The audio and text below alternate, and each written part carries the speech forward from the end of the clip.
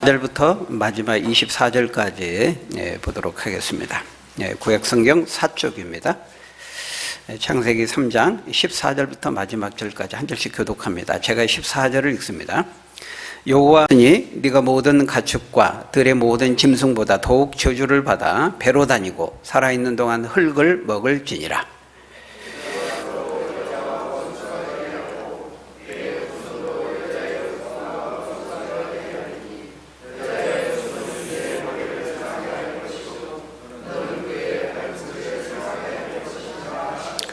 또 여자에게 이르시되 내가 내게 임신하는 고통을 크게 더하리니 내가 수고하고 자식을 낳을 것이며 너는 남편을 원하고 남편은 너를 다스릴 것이니라 하시고,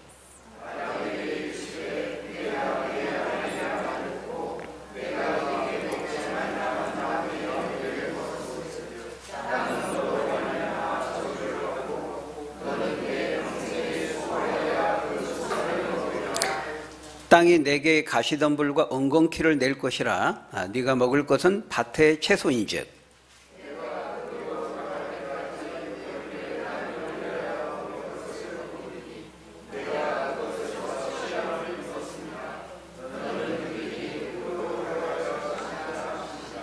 아담이 그의 아내의 이름을 하와라 불렀으니 그는 모든 산자의 어머니가 됨이더라.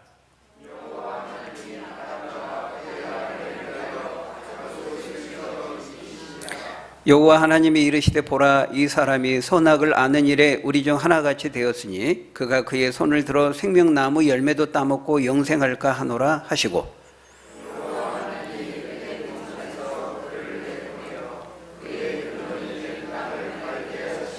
같이 읽습니다. 이같이 하나님이 그 사람을 쫓아내시고 에덴 동산 동쪽에 그룹들과 두루 도는 불칼을 두어 생명나무의 길을 지키게 하시니라. 아멘. 오늘 본문은 우리가 지난 시간에 이어서 인간이 범한 그 죄의 결과가 무엇인지를 말씀하고 있습니다. 여러분, 인간은 죄를 지으면 반드시 그 대가를 치르게 됩니다. 죄를 범하면. 여러분, 뭐가 죄입니까? 뭐가 죄죠? 하나님의 말씀을 어기는 것이 죄입니다. 우리가 대한민국 국민으로서 성문법이 있죠. 뭐 형법, 민법, 여러 가지 이제 실정법이 있지만 성경은 훨씬 그보다 더 원천적이죠. 하나님 말씀대로 하지 않으면 그게 죄입니다.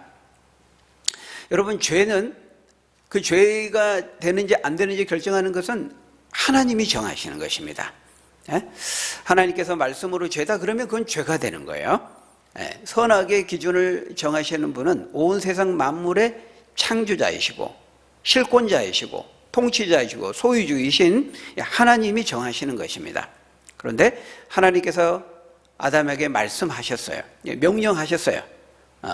네가 동산 모든 각종 나무 열매는 네 마음대로 먹어도 좋다. 그러나 딱 하나 저기 동산 중앙에 있는 저 선악을 알게 하는 나무의 열매만은 먹지 말라. 먹는 날에는 반드시 죽으리라.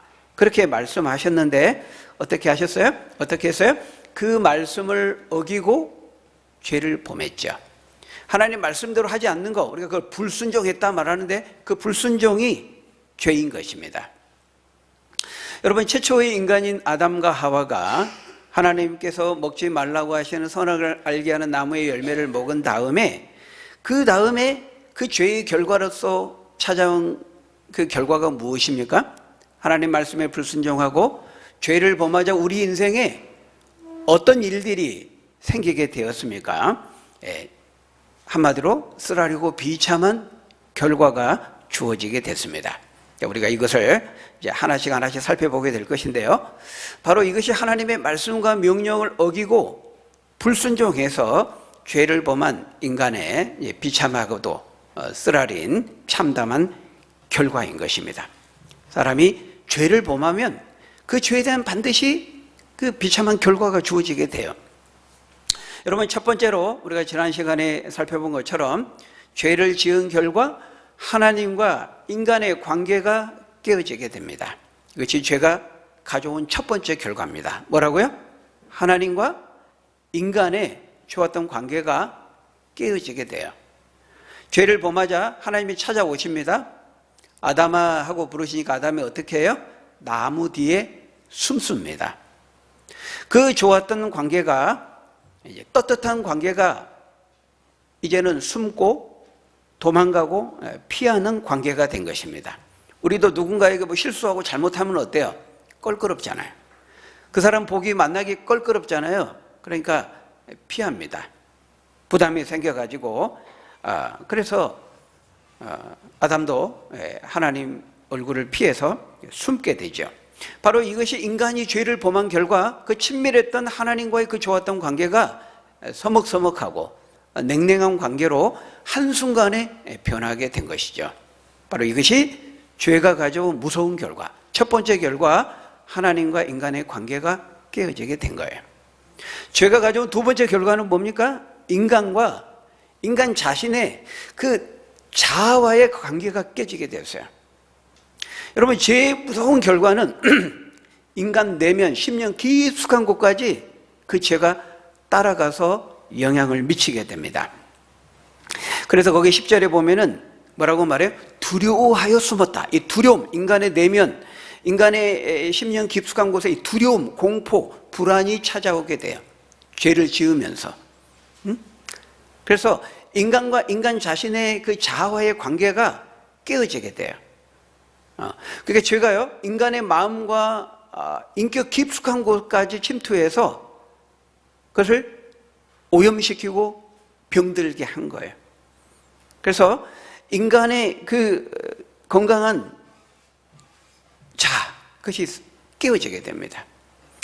죄가 인간의 인격을 파괴시키고 인간의 인격을 오염시켜요. 여러분, 성경은 그것을 어떻게 표현하냐면 죄가 하나님의 형상을 훼손시켰다, 파괴했다, 이렇게 말해요. 뭐라고 한다고요? 죄가 하나님의 형상을 파괴시켰다, 하나님의 형상을 훼손시켰다, 이렇게 말해요. 죄가 하나님의 형상을, 죄 때문에 하나님의 형상을 잃어버렸다, 이거는 좀 정확하지 못한 표현 같아요. 잃어버린 건 아예 없는 거니까. 그렇지 않습니다. 죄를 범해도 여전히 인간은 하나님의 형상으로 만들어진 존재고 하나님의 형상이 있어요. 근데 정상적인 형상이 아니에요. 일그러지고 망가지고 파괴된, 훼손된 형상이죠. 그래서 여러분, 우리가 하나님의 형상, 인간만을 하나님의 형상으로 만드셨잖아요. 하나님께서. 그 형상은 뭐라 그랬어요? 인격이라 그랬잖아요. 지성과 감성과 의지, 이것이 죄의 영향을 받아가지고 오염이 된 거예요. 인간의 내면 자체도 병들게 된 겁니다. 그래서요, 인간이 죄를 범하자 이 건강한 자아를 상실하게 되니까 어때요? 열등의식을 갖게 돼요. 또 반대로 극단적으로 또 교만한 우월의식을 갖게 돼요. 마음의 우울함, 불안, 공포, 불안, 불만족, 불평, 이런 건강하지 못한 자화상을 갖게 되는 거예요. 그 노르웨이의 그 화가, 뭉크라고 하는 화가가 그 자화상을 그린 그 절규라는 그 그림 있잖아요. 절규. 그러니까 인간의 내면의 그 불안과 고통과 아픔을, 그 실존적인 고통을 그렇게 그림으로 표현한 거거든요. 바로 이것이 죄가 가져온 두 번째 결과예요. 인간과 인간 자신의 자아와도 괴리가 생긴 거예요. 관계가 깨어지게 된 것입니다. 세 번째, 죄가 가져온 세 번째 결과가 뭡니까? 나와 너의 관계가 깨어져요. 인간과 인간의 관계, 내가 맺는 다른 사람과의 관계가 깨어지게 돼요. 나와 너, 나와 이웃과의 관계, 좀 더 확대하면 뭡니까? 남자와 여자의 관계. 더 스케일을 넓혀서 확대하면 뭐예요? 나라와 나라의 관계, 갈등, 깨어짐, 다툼, 전쟁, 이 모든 것들이 죄가 가져온 결과라는 거예요. 우리가 지난 시간에 12절의 말씀을 통해서 아담과 하와의 관계가 깨어지는 걸 우리가 봤잖아요. 하나님이 아담에게 묻으면 너 왜 그거 먹었어? 먹지 말라고 했는데 왜 먹었어? 그러니까 아담이 뭐라고 그랬어요? 하나님 잘못했어요, 용서해. 이게 아니고 손가락을 딱 가리키면서 저 여자, 하나님이 만드셔서 나에게 주신 저 여자가 먹으라고 해서 먹었습니다, 저 여자 때문입니다, 책임을 전가하고 있잖아요. 그 다음에 13절에서는 이제 하와가 너 그걸 왜 먹었어? 그러니까 하와가 잘못했어요. 용서해 주세요. 그렇게 하지 않고 저 뱀이 먹으라고 해서 나를 유혹해서 먹었습니다. 손가락질을 하면서 이렇게 말하죠. 그러니까 이때부터 남편과 아내의 갈등, 다툼, 부부싸움이 시작된 것이고 이때부터 인류 역사 속에 비참한 네 탓의 역사가 시작된 것이에요. 그 네 탓의 역사가 오늘날까지 계속되고 있는 겁니다. 그래서 야당은 여당을 탓하고 여당은 야당을 탓하고 노동자는 사용자를 탓하고 네 때문이야. 사용자는 또 노동자를 탓하고 네 때문이야. 서로 나는 아무런 잘못이 없는데 네 때문입니다. 너 때문입니다. 이렇게 말하게 된 거예요. 사람의 관계가 깨어진 거예요. 나와 너, 나와 이웃, 남자와 여자, 남자는 여자를 이해 못하고 여자는 남자를 이해를 못해요. 그 사회적인 인간이 맺고 있는 이런 관계 속에서 늘 갈등과 다툼과 싸움과 그 이웃의 범위를 스케일을 더 넓히면 뭐예요? 민족과 민족, 나라와 나라의 싸움과 갈등이라고 말할 수 있죠. 전쟁 아닙니까? 응? 전쟁. 이 모든 것들이 왜 일어났는가? 군사력이 약해서 현상적으로 보면 그렇죠. 성경은 더 근본적으로 가면 인간 속에 있는 죄, 그 죄의 이기심의 집단적인 발현, 집단적인 표현이 바로 전쟁인 겁니다. 일본이 한국을 침략해도 뭐해요? 일본 사람들은 대단하다. 자신의 지도자를 칭송하죠. 집단적인 이기심을 가지고 있는 겁니다. 자기가 속해 있는데 무조건 지지하는 거예요. 그 인간의 그 참된 정의와 공의, 이게 판단력, 이게 하나님의 형상으로 해서 죄로 인해서 일그러져 버렸어요. 판단력, 분별력을 못 갖게 돼요. 이 집단적인 이기심, 무조건 이제 내 편이 옳은 거예요. 러시아와 우크라이나, 러시아 종교회, 교회가 러시아의 그 침략을 지지해요. 왜 이렇게 됐는가? 인간 속에 있는 죄 때문이에요. 군사력의 문제, 그건 현상적인 문제예요. 뭐 경제적인 문제 때문에 다툰다. 그건 현상적으로 눈에 보이는 것이고 근본적으로는 죄를 범한 결과인 것입니다. 성경은 그렇게 말하고 있어요. 네 번째, 죄를 범한 결과 어떻게 됩니까? 우리 인간이 발을 딛고 살아가는 이 땅도 저주를 받게 되었어요. 그래서 여러분, 거기 17절에서 오늘 보면 19절의 말씀을 보면 뭐라고 말하고 있어요? 인간을 둘러싸고 있는 환경으로서의 이 땅이 너로 말미암아 저주를 받게 되었다. 그러니까 여러분, 인간이 죄를 범했잖아요.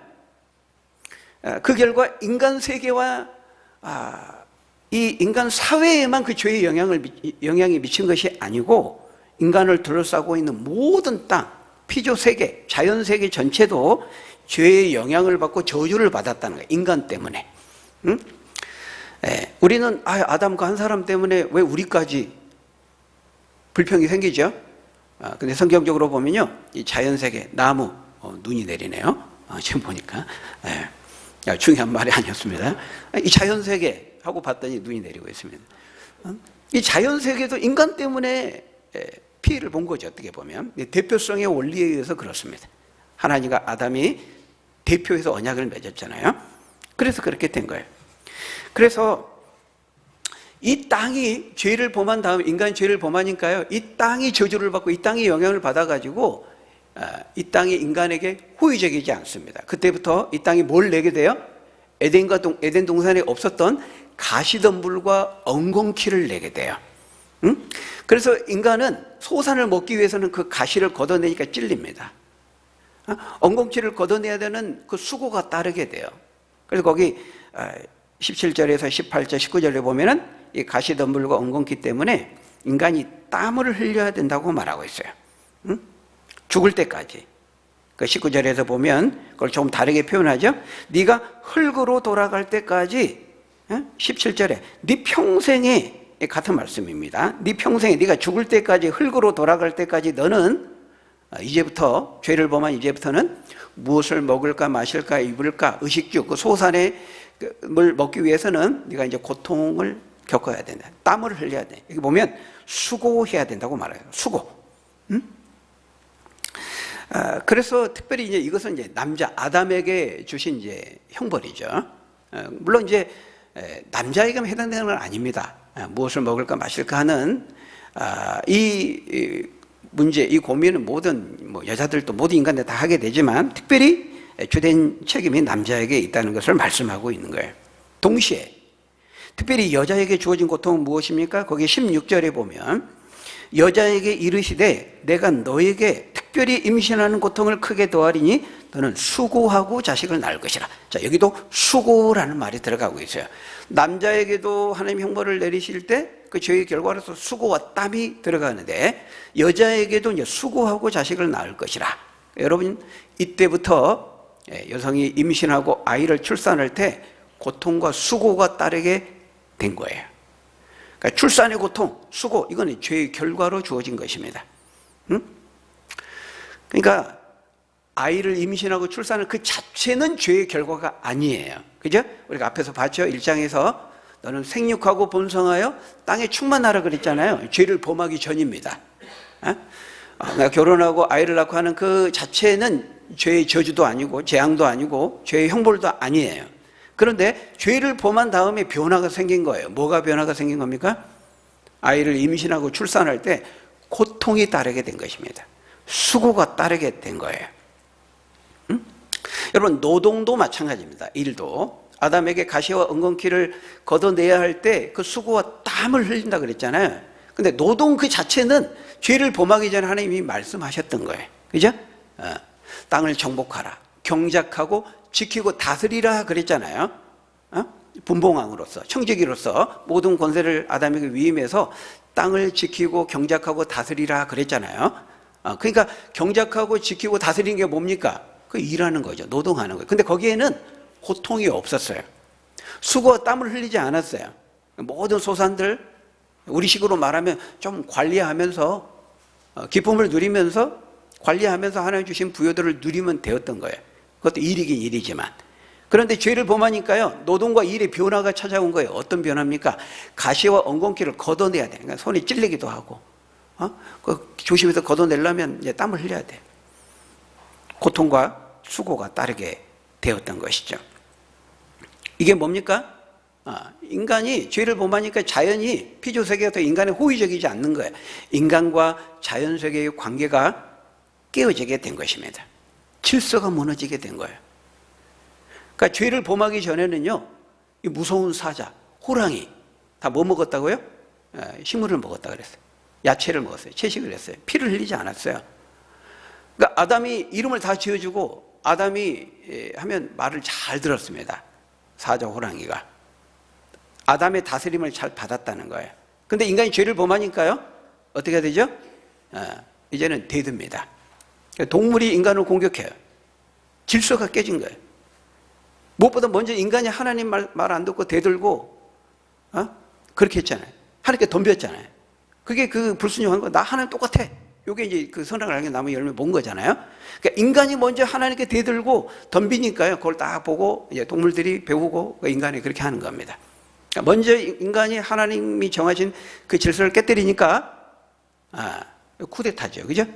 그러니까 북이스라엘 왕조를 보면은 끊임없이 쿠데타가 반복돼요. 왜? 보고 배운 거거든. 근데 남유다는 그렇지 않잖아요. 그러니까 인간이 먼저 하나님께 대들고 덤비니까 이제 동물들도 자연세계도 인간이 질서를 깨뜨리니까 나머지 모든 질서도 함께 깨지는 거예요. 이 모든 것이 죄가 가져온 네 번째 결과입니다. 인간과 자연과의 관계가 깨진 거죠. 그래서 여러분 들리지 않지만은 지금도 이 자연은, 이 피조세계는 죄 때문에 근심하고 신음하고 고통하고 있다고 말하고 있어요. 인간과 함께. 인간도 죄의 고통 가운데 방황하며 고통하며 살잖아요. 생로병사의 고통을 느끼면서 살아가잖아요. 인간도. 근데 자연세계도 고통하고 신음하고 있다고 말해요. 여러분, 로마서 8장 19절에서 22절을 보면요, 죄로 인해서 인간들만 고통을 당한 것이 아니고 피조물도 고통을 겪고 있다고 말해요. 우리 같이 한번 읽어볼까요? 시작. 피조물이 고대하는 바는 하나님의 아들들이 나타나는 것이니 피조물이 허무한 데 굴복하는 것은 자기 뜻이 아니요 오직 굴복하게 하시는 이로 말미암음이라. 그 바라는 것은 피조물도 썩어짐의 종노릇한 데서 해방되어 하나님의 자녀들의 영광의 자유에 이르는 것이니라. 피조물이 다 이제까지 함께 탄식하며 함께 고통을 겪고 있는 것을 우리가 아느니라. 그래서 이 피조 세계도요, 누굴 기다리고 있어요? 누굴 학수고대해요? 하나님의 아들, 구원자가 빨리 와서 우리를 이 죄의 비참한 고통에서 건져주기를 학수고대하고 있다는 거예요. 그게 뭐예요? 예수님이죠. 예수님이 오셔서 새 하늘과 새 땅, 지금의 처음 하늘과 처음 이 땅에는 죄로 오염되어 있어요. 그 죄 때문에 탄식이에요. 그래서 예수님이 다시 오셔서 이제는 완전히 죄가 없는 새로워진 변화된 새 하늘과 새 땅이 되기를 이 땅과 피조 세계가 갈망하고 학수고대하고 있다는 거예요. 여러분 보세요. 성경은 이렇게요, 우리 인생의 모든 문제에 대해서 자세하게 소상하게 다 설명해 줍니다. 왜 여자가 임신하고 출산할 때 그렇게 고통을 겪고 수고를 해야 될까? 몰랐죠? 알았어요? 그 원래 그렇죠, 뭐. 원래 그런 게 아니에요. 원래 그런 게 아니고 인간이 죄를 범한 결과로 그렇게 되어진 것입니다. 왜 인간은 이렇게 무엇을 먹을까 마실까 입을까 의식주의 문제로 고통하고 고뇌하며 이렇게 살아가야 될까? 여러분 왜 그런지 여러분 생각해 보셨어요? 성경이 다 설명해 주고 있어요. 무엇 때문이라고요? 인간이 하나님 말씀 불순종하고 인간이 하나님께 죄를 범한 결과와 대가로 주어진 것이라고 말하고 있어요. 왜 인간들은 그렇다고 싸울까? 좀 사이좋게 좀 잘 지내면 좋을 텐데 짧은 인생 살면서 왜 그렇게도 안 맞고 다투고 싸우고 그렇게 빼앗고 뺏기고 전쟁하고 죽고 죽이고 할까? 문제의 원인을 성경은 명백히 말씀하고 있어요. 인간 속에 있는 그 죄, 하나님 말씀에 불순종해서 죄를 범한 죄의 결과라고 말하고 있어요. 모든 문제가요, 하나님께 불순종, 하나님과 관계가 깨어지고 하나님과 멀어짐으로써 생기는 거예요. 우리 문제의 원인을 정확히 진단하고 알아야 그것에 대한 대안과 처방이 가능하게 되는 것입니다. 사탄이 유혹했죠? 미혹했습니다. 야, 저거 선악의 나무 열을 먹으면은 또 하나님과 같이 된다. 엄청 좋은 일이 생겨. 거짓말이었습니다. 먹으니까 죄를 범하고 그 죄는 비참한 결과를 가져오게 되었던 것이죠. 하나님과의 좋았던 관계가 깨어지고 인간 내 안에 자아가 상실되면서 두려움과 고통과 불안이 찾아오게 되고 인간과 인간의 관계가 깨어지고 나아가 자연과 피조세계까지도 온 세상 만물의 질서와 조화가 깨지고 평화가 상실하고 고통과 수고와 두려움이 찾아오게 된 거예요. 죄는 여러분 비참한 결과를 가져와요. 무엇보다 여러분 오늘 보면 23절, 24절을 보면 결국 인간이 에덴 동산에서 추방당하게 됩니다. 쫓겨나게 돼요. 하나님과 관계가 깨어지니까 당연히 자연스럽게 뒤따르는 수순이죠. 에덴 동산 쫓김을 받게 돼요. 여러분 하나님의 보호와 공급과 축복이 보장되었던 에덴 동산에서 내쫓김을 당하고 추방을 당하게 된 거예요. 이제부터는 하나님의 보호를 받지 못하고 이제 홀로 서게 해야 됩니다. 인간이 자기가 자초한 거죠. 자기가 자초한 겁니다. 자기가 독립선언을 했잖아요. 하나님께 하나님 말씀 나 필요 없어. 안 들어도 나 잘 살 수 있어요. 그러니까 하나님이 그래 너 혼자 살아봐 하고 하나님의 보호와 울타리가 없는 이제 에덴 동산 밖으로 내쫓김을 당한 것이죠. 우리가 이제 신라곤이라고 말해요. 낙원을 잃어버린 거예요. 에덴 파라다이소스라 그랬죠? 파라다이스. 에덴을 잃어버렸어요. 아니, 내쫓김을 당한 겁니다.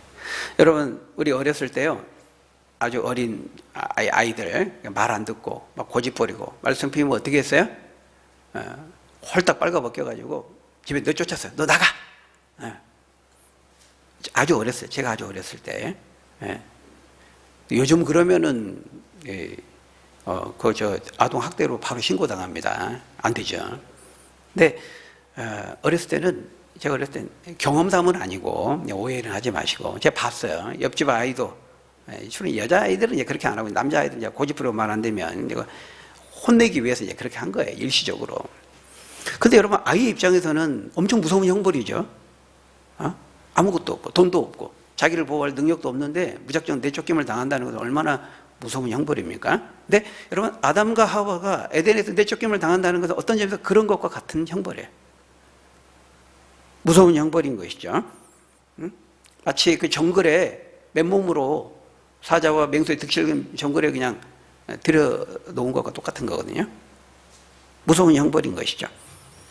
하나님의 집이고 하나님의 인간의 그 본향인 하나님의 품에서 떠난다는 것은 그 인간의 무서운 형벌이고 인간의 그 비참한 상태를 보여주는 것입니다. 그러니까 죄가 이렇게 무서운 거예요. 죄가 무서운 결과를 가져온 거죠.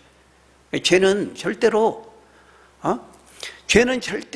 사사로이 대수롭지 않게 힘들어하게 대해서는 안 돼요. 죄는 무서워하고 죄를 혐오하고 죄를 미워하고, 그래서 성경은 죽기까지 피해르기까지 죄와 싸우라고 말하고 있는 거예요. 죄는 절대로 가벼운 것이 아니에요. 죄는 그냥 시간이 흘러간다고 해서, 시간을 질질 끈다고 해서 자연스레 덮여지고 위야무야 되지 않아요.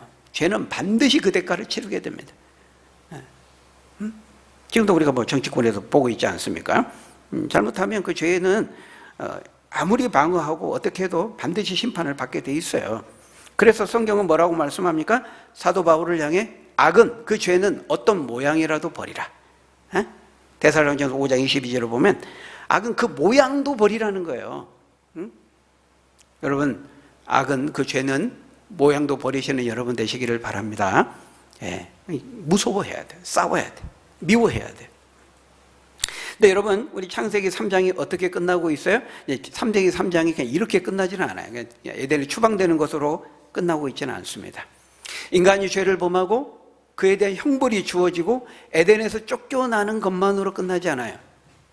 창세기 3장의 그림을 보면 온통 먹구름이 끼고 깊은 흑암이 드리워지고 있지만은 그럼에도 꺼지지 않는 한 줄기의 소망의 빛이 비추고 있어요. 그게 어디입니까? 15절의 말씀이에요. 아담과 하와의 죄에도 불구하고 하나님은 구원의 약속을 해주시고 있습니다.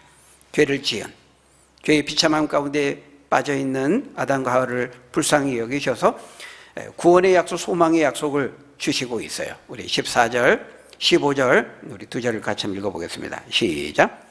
여호와 하나님이 뱀에게 이르시되 네가 이렇게 하였으니 네가 모든 가축과 들의 모든 짐승보다 더욱 저주를 받아 배로 다니고 살아있는 동안 흙을 먹을지니라. 내가 너로 여자 원수가 되게 하고 여자의 후손은 내 머리를 상하게 할 것이요 너는 그의 발꿈치를 상하게 할 것이니라 하시고. 여러분, 이 15절의 말씀, 15절의 말씀, 빨간 색연필로 별표를 해 놓으십시오. 매우 중요한 말씀입니다. 여러분, 이 15절의 말씀을 우리가 원시복음 그렇게 말합니다. 뭐라고 한다고요? 원시복음. 가장 오래된, 가장 근원적인, 처음 시작된 복음. 그래서 원시복음, 프리미티브 가스펠, 원시복음 이렇게 말해요.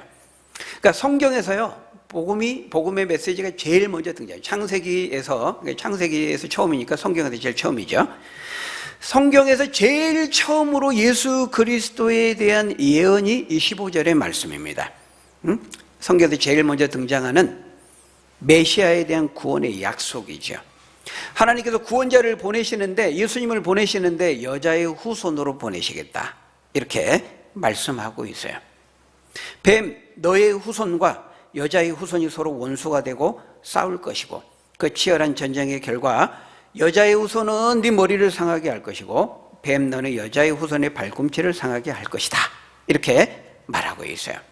그러니까 이 뱀에 대한 저주의 선포는요, 아담과 하와에 대한, 그리고 오늘 저와 여러분, 우리 인간에 대한 구원의 약속이 되는 것입니다.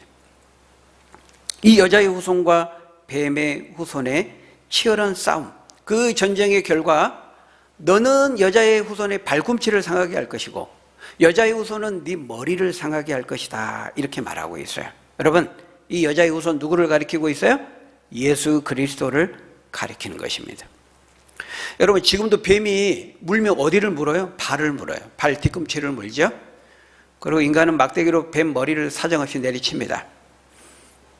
해보셨어요? 어렸을 때 우리 여기 시골에서 놀 때 막대기로 뱀 나타나면 대가리를 막대기로, 뱀은 머리를 다치면 끝나는 겁니다. 근데 이거는 단순히 어떤 인간과 뱀, 산에서 만날 때 뭐 그걸 말하는 것이 아니고요, 하나님께서 여자의 후손을 보내시겠다는 거예요. 그리고 그 여자의 후손은 뱀의 후손과 치열한 싸움을 하게 될 것이고, 그 결과 뱀의 후손은 여자의 후손의 발꿈치를 상하게 하고, 반대로 여자의 후손은 뱀의 머리를 상하게 한다는 거예요. 여러분, 이 여자의 후손, 바로 장차 오실 예수 그리스도를 가리키는 것입니다. 그 예수 그리스도가 여자의 후손으로 오셔서 다른 여자의 후손들인 우리 인간을 대표해서 사탄과 싸우게 될 영적인 싸움, 전쟁, 그 결과가 어떻게 될 것인지를 미리 예고하고 있는 거예요. 예수님이 오시는데 여자의 후손으로 오세요. 근데 이 여자의 후손이 조금 가면 창세기 12장에 가면 이제 아브라함의 후손으로 좀 더 구체화돼요.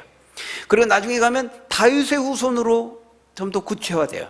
좀 더 가면 이사야 선지자를 통해서 그 여자의 후손이라 그러는데 그 여자가 동정녀, 처녀가 될 것이라고 말하고, 그 여자의 후손으로 오실 그 메시아는 동정녀 처녀의 몸을 통해서 잉태하게 될 것이라고 말하고 있어요. 점점 예언이 구체화되고 있는 거예요.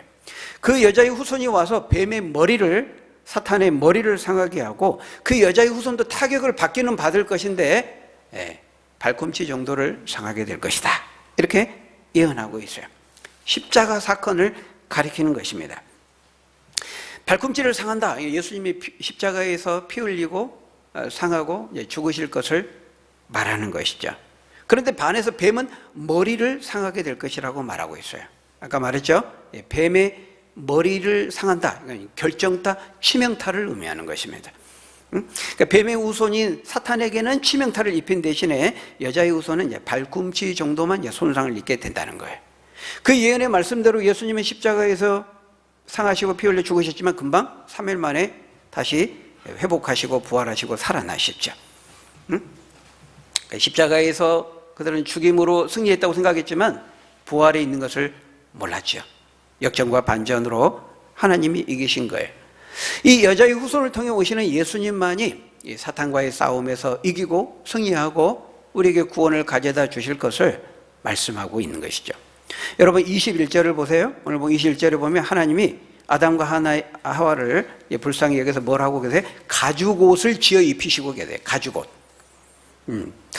이게 왜 이게 기록되어 있을까? 굉장히 깊은 의미를 가지고 있습니다.